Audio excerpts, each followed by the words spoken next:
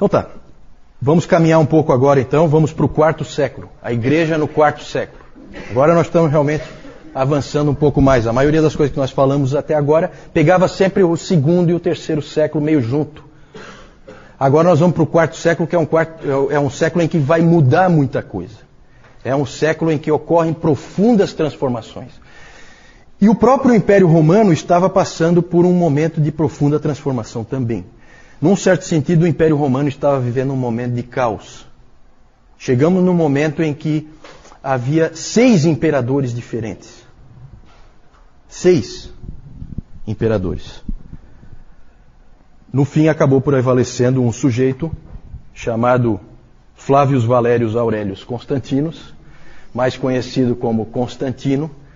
Esse Constantino, ele é um dos personagens mais importantes da história, não só da história da igreja, mas da história. Esse Constantino, ele acabou prevalecendo, acabou se tornando o único imperador. Primeiro ele se tornou imperador só do Ocidente, havia ainda um imperador no Oriente, depois ele acabou unificando o império completamente. E ele conseguiu prevalecer de uma maneira muito interessante. Ele ia enfrentar um inimigo dele, que era o Maxentius, que também estava querendo ser o único imperador, e aí haveria uma batalha no dia seguinte. E naquela noite, na véspera da batalha, ele teve uma visão, um sonho, em que ele viu no céu um símbolo, e uma voz disse para ele o seguinte. Esse símbolo, ele tinha as letras gregas Ki e Rho. Daqui a pouco eu vou mostrar o símbolo para vocês. E aí ele ouviu uma voz que disse assim: com este sinal vencerás. O que ele fez no dia seguinte, no dia da batalha? Ele acordou, botou a turma dele para trabalhar e colocou aquele símbolo em todos os escudos, em todas as bandeiras do exército dele. E aí, na famosa batalha da Ponte Milvio, é o nome da ponte onde a batalha ocorreu, nessa batalha ele realmente prevaleceu contra um exército muito maior do que o dele. E aí ele atribuiu essa vitória à visão que ele teve. Em 313 ele entrou em acordo com e aí ele se tornou o imperador único do Ocidente. Em 313, um ano muito importante na história da igreja, em 313 ele entrou em acordo com o imperador do Oriente, que era o Galério, para que cessassem as perseguições aos cristãos. Depois nós vamos ver aquele símbolo ali, esse símbolo é chamado de Labarum. E esse símbolo das letras Ki e Rho são as 2 primeiras letras de Cristo. Então ele atribuiu aquela vitória a Cristo. E aí por isso então ele começou a favorecer os cristãos. E aí ele entrou em acordo com o Galério para que cessassem as perseguições aos cristãos. E em 313 então foi publicado o Edito de Milão, o famoso Edito de Milão, que é o que define o fim das perseguições. Na verdade, no Oriente ainda continuou havendo perseguição, tá? O Galério assinou, mas acho que ele não estava tão a fim de cumprir assim e acabou continuando a perseguição. Inclusive os mártires de Sebaste, se não me engano, foi no ano 320 que eles morreram. Por isso que as perseguições ali a gente coloca do ano 60 até o ano 320. O Edito de Milão não estancou de vez ali as perseguições. Mas já estava, né, a coisa estava indo. No Ocidente passou a haver total liberdade para exercer a fé cristã. A coisa mudou assim. Vocês imaginam como é isso? Um monte de gente morreu anteontem. E agora, de repente, todo mundo pode livremente se dizer cristão. É uma transformação brutal. Uma coisa assim que muda tudo. No ano 324, Constantino acabou tomando o controle do império inteiro. E aí ele levou a capital do império para uma outra cidade. Deixou de ser Roma, a capital do Império Romano. Para onde que ele levou? Quem sabe? Para Constantinopla. Como é que chamava a cidade? Porque Constantinopla foi ele que deu, né? Claro, humildemente, né? O nome da cidade não era esse. Como é que chamava a cidade? Bizâncio, isso mesmo, Francisco. Ele levou para a cidade de Bizâncio e lá então ele reconstruiu a cidade, claro, para ficar à altura do imperador, construiu um monte de monumentos, aquela coisa toda, e chamou a cidade de Constantinopla. Quem já viu Constantinopla num mapa, hoje é Istambul, né?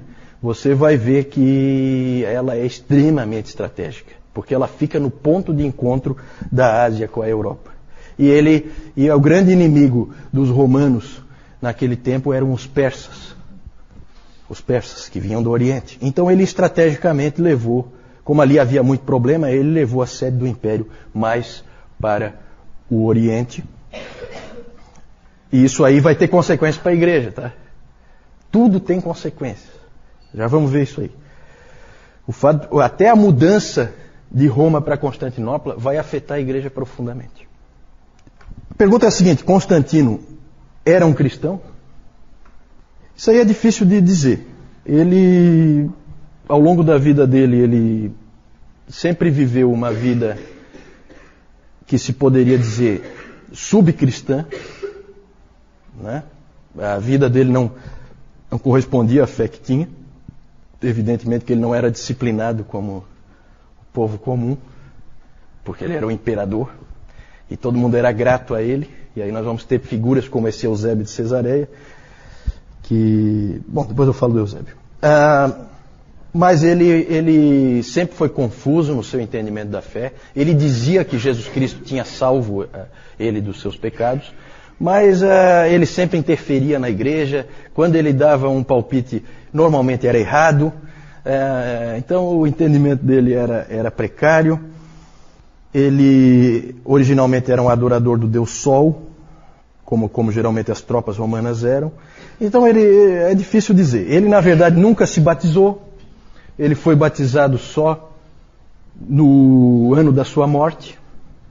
Então deixaram para a última hora. Talvez também por causa daquele pensamento, sabendo que ele não vai cumprir nada mesmo. Então vamos deixar para lavar os pecados dele na última hora, quando ele não puder mais cometer. Eu acho que isso aí a igreja já tratou de fazer assim, porque viram que ele tratava os seus inimigos com extrema crueldade, não foi diferente dos outros, né? Só que agora os cristãos não são mais os inimigos. Então os cristãos escaparam, né? Uma coisa a gente pode dizer com certeza: se ele era cristão ou não, a gente não sabe direito. Mas uma coisa é clara: Constantino não somente tolerou a fé cristã, mas ele fez de tudo para fortalecê-la. Constantino auxiliou de todas as maneiras que ele podia a fé cristã. Algumas coisas que ele fez: ele livrou todos os oficiais das igrejas, os presbíteros, de qualquer tipo de trabalho. Eles passaram então a se dedicar somente à igreja. Passou a ser então a ideia do clero profissional. Eles passam a viver do fato de serem presbíteros. Uma coisa que ele trouxe e que continua vigente no Império Romano atual, né, porque o Império Romano parece que não acabou. Na verdade, nós continuamos com as mesmas coisas que foram implantadas pelos imperadores estão aí, como por exemplo nós aqui hoje. Foi ele que instituiu que o domingo, o dia do Senhor, é um dia livre. Ninguém deve trabalhar nesse dia. Se nós estamos aqui hoje, e a gente não precisa vir no canto do galo, né, Moisés? Senão nós teríamos que vir aqui 4 da manhã, na hora do banho de rio, né, João? Nós teríamos que estar aqui para o culto e depois nós íamos cada um para o seu local de trabalho. As crianças iam para a escola e assim seria, não fosse esse sujeito. Isso continua vigente em todos os países que foram cristianizados, certo? Foi ele que implantou isso, com a sua autoridade, com o seu poder. Que mais? Ele começou a construir as grandes igrejas, as grandes catedrais. Então todas aquelas grandes igrejas, a ideia vem dele. Ele tinha poder para isso, tinha força para isso, tinha recursos para isso. E aí ele foi quem introduziu esse tipo de coisa. E na mesma época de Constantino viveu um sujeito importante, esse aí, Eusébio de Cesareia, que também é considerado um pai da igreja. Lembram que eu já falei dele, porque foi ele que escreveu, ele é considerado o pai da história da igreja, porque ele escreveu o livro História Eclesiástica, que conta várias histórias lá dos cristãos primitivos. Dizia-se de Eusébio que ele era tão erudito que ele sabia tudo o que havia para se saber. Eu acho que é um pouquinho de exagero aí, mas ele certamente foi um teólogo também, e ele introduziu uma coisa que depois começou a se chamar de a teologia oficial. Porque ele pegou esse momento histórico E aí é o perigo de você interpretar a providência de Deus. É sempre perigoso. Porque aí fica na cabeça assim, olha só o que aconteceu, o imperador se converteu ao cristianismo. Quem é que esperava isso? Depois de anos e anos de perseguição, 250 anos de perseguição, o imperador se converte ao cristianismo. Quem é que podia esperar uma coisa assim? Deus está fazendo alguma coisa. É isso que passa na cabeça. Mas o que ele está fazendo? E aí você começa a interpretar. E aí eu falei no domingo passado aquela questão da dificuldade de você pegar a história da igreja, a dificuldade é interpretar o que está acontecendo. E o Eusébio resolveu interpretar. E olha como é que ele interpretou uma frase dele aqui. Constantino foi elevado por Deus para ser o vice-regente de Deus. Constantino é o representante de Deus na Terra. Por isso que o Eusébio é considerado naquela classificação de Niebuhr, que eu mostrei no domingo passado, sobre a cultura, cristianismo e cultura, ele é considerado o que encaixa no Cristo da cultura. Por quê? Porque o Império Romano é o reino de Deus na Terra. É assim que ele pensava. Certo? Isso aí tem uma série de reflexos, tá? Claro que toda essa ideia, toda essa noção vai ser fortemente atacada depois por Agostinho no Cidade de Deus, no livro dele. Essa ideia de que é o reino de Deus na Terra, que é o Império Romano. Não, isso aí tudo ele vai derrubar. Mas o Eusébio veio com essa ideia aí. E aí, com Constantino, começa uma nova era na história da igreja que vai durar 1000 anos. A era de Constantino. Toda a influência dele vai se fazer sentir ao longo desse tempo. Começam a ocorrer coisas positivas. Na verdade, os valores cristãos começam a prevalecer no império. Aquela história de você jogar o filho fora, crime. Opa, não. Agora o império é cristão. Não existe, isso aí acabou. Jogar o filho ali na calçada, de jeito nenhum. Então, começou a haver esse tipo de coisa. Valores cristãos foram se impondo na sociedade. O domingo foi estabelecido como um dia livre, em que deveria haver dedicação para o Senhor. E é interessante, gente, uma coisa que eu já refleti bastante sobre isso, porque o David Calhoun ele levanta isso aí, e é realmente interessante. O que aconteceu nesses primeiros 500 anos é que você veio de uma sociedade totalmente pagã, um mundo, vamos falar de mundo, né? Você vem de um mundo totalmente pagão e esse mundo vai se tornando cristão. Cristão, entendam cristão de uma maneira ampla, tá? Quando a gente fala cristão, não é cristão nascido de novo. Não. Cristão de uma maneira ampla, certo? Cristo como o rei, essa visão. Você tem isso acontecendo, vem do paganismo para o cristianismo. Dali para frente tudo é cristão. O cristianismo vai se fazer sentir ao longo de toda a história, até chegar nos últimos 500 anos. Aí o Calhoun fala que é um efeito espelho, né? Porque nos últimos 500 anos, de 1500 até o ano 2000, e até hoje, nós vemos o contrário acontecendo. O mundo passa depois de 1000 anos, o mundo passa a progressivamente deixar de ser cristão e passa a voltar a ser pagão. Nós estamos vivendo isso hoje. Será que é à toa que você hoje tem o aborto defendido livremente? O homossexualismo voltando com tudo? Não que não houvesse perversões sexuais ao longo desse tempo todo. Claro que sim. Mas tinha que ser uma coisa de alcova, escondida. Hoje não, hoje é bonito. Bonito. A pornografia está aí. Então por quê? Porque nós estamos voltando ao paganismo. Interessante, essa é uma reflexão interessante para você fazer com calma. É uma coisa que impressiona na história da igreja. O tempo em que a gente vive é um tempo muito diferente de outros tempos da história da igreja, em alguns aspectos. Muitas consequências negativas também da conversão, entre aspas, de Constantino. O Peter Brown, ele usa uma expressão em que ele fala da conversão do cristianismo.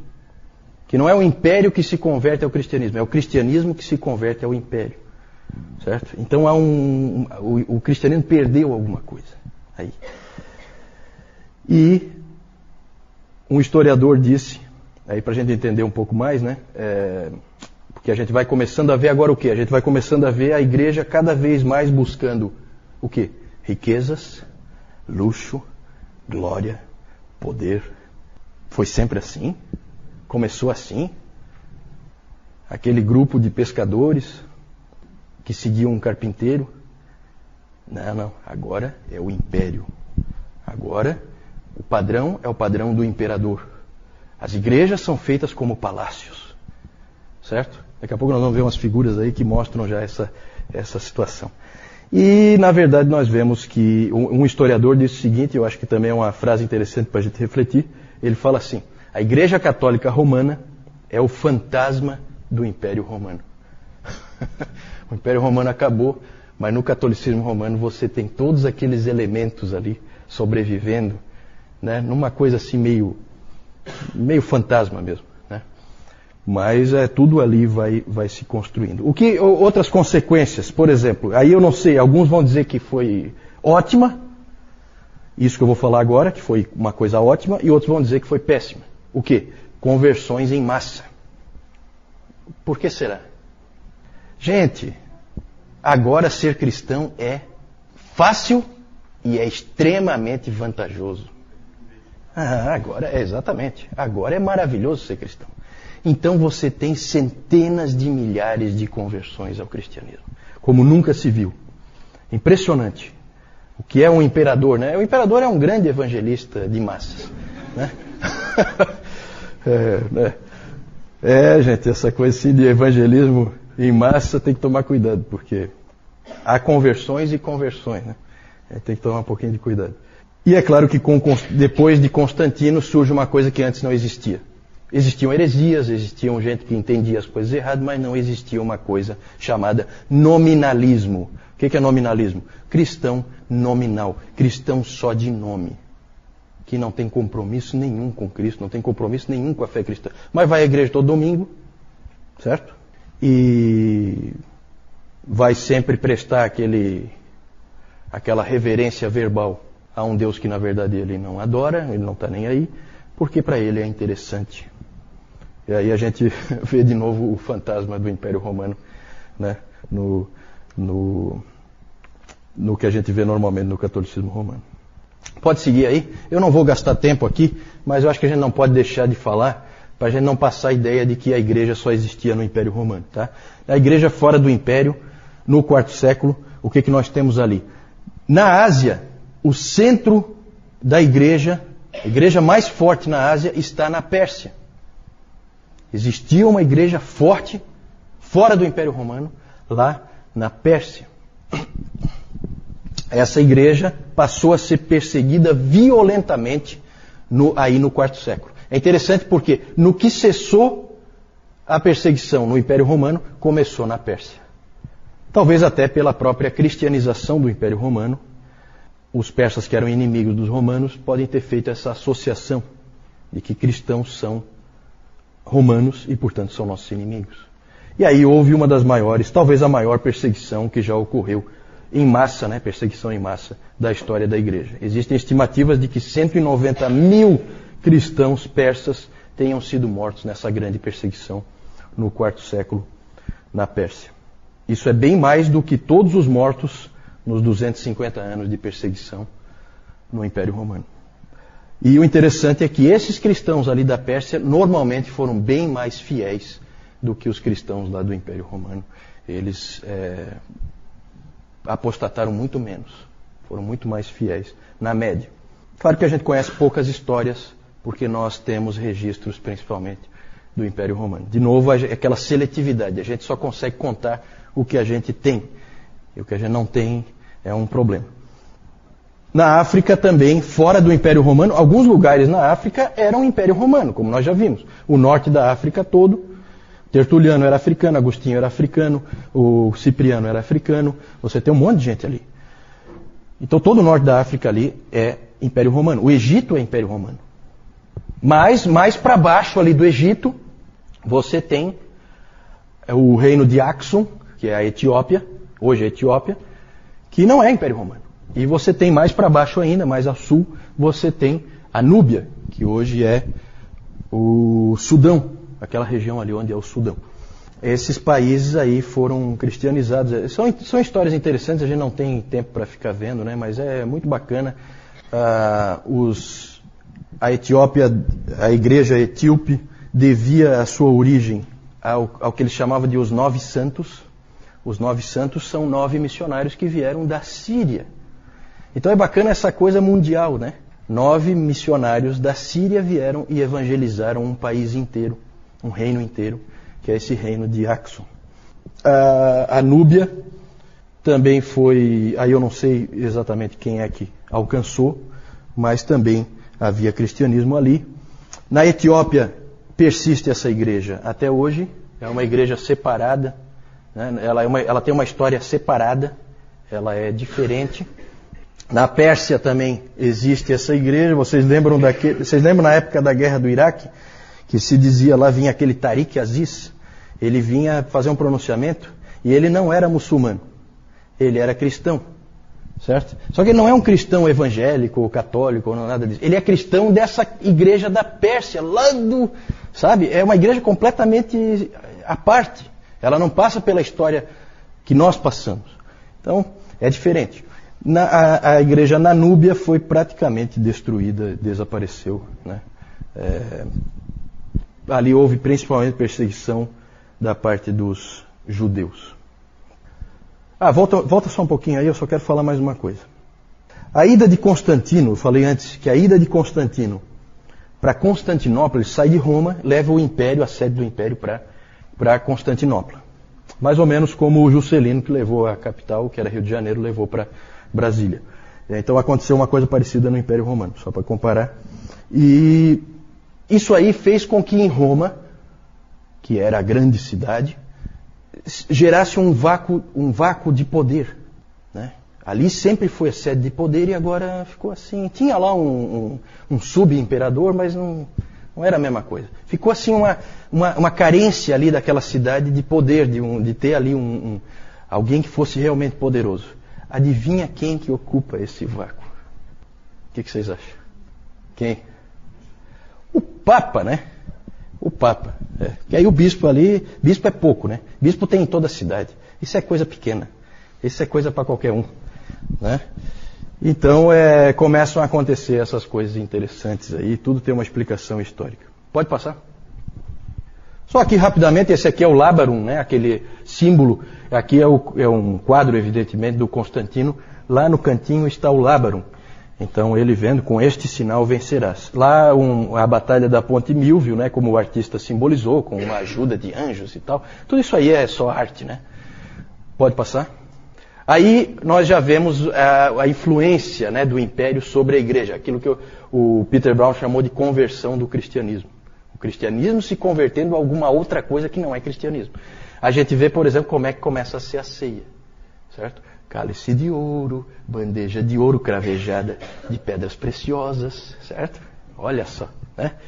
Aqui, esse símbolo aí, ó, da época, né? Você tem Jesus Cristo entregando uma chave para quem? Para Pedro, e entregando um estandarte para quem?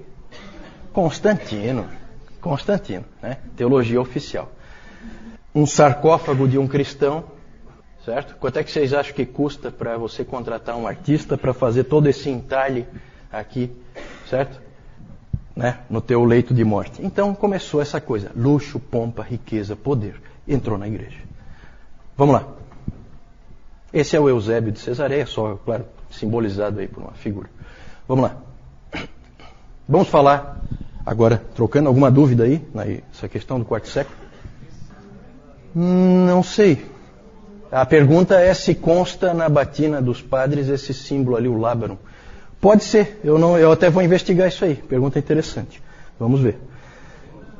A pergunta da Jussara é sobre a Igreja Ortodoxa. Como é que, em que pé que está essa história de Igreja Ortodoxa, a Igreja Oriental, né? Na verdade, ainda é uma igreja única, mas começam a haver traços aí de problemas. A Igreja Oriental, ela é diferente. Ela já tem características diferentes, culturalmente ela é diferente. Mas aqui, o próprio fato do imperador ir para Constantinopla, ou seja, ele ir para o Oriente, certo? Ainda mantém uma boa unidade, certo? Ainda não é o momento em que elas vão se separar. Na verdade, há um prestígio ao patriarca de Constantinopla pelo fato do imperador agora estar ali, na cidade dele, e não mais em Roma. Certo? Ele veio para o Oriente, né? Então, aí nós vamos falar bastante, tá, da Igreja Ortodoxa, né, um pouquinho mais para frente, tá?